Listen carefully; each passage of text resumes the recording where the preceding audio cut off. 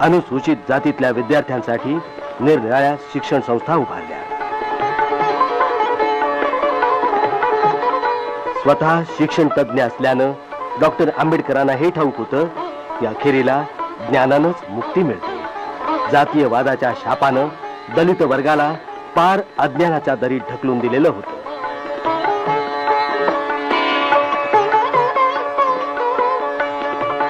याच उद्देशानं पुढील पिढीला सहाय्य व्हावं म्हणून बाबासाहेबांनी आपलं ग्रंथालय सिद्धार्थ कॉलेजला देऊन टाकलं. स्वातंत्र्य लढ्याचा शेवटचा अंक चालू होता.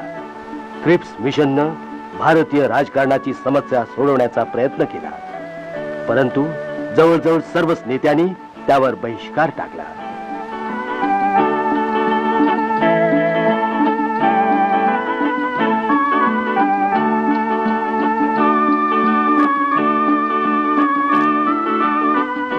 डॉक्टर आंबेडकरांनी देखील दलित वर्गातर्फे त्या योजनेला ठोकरून लावलं.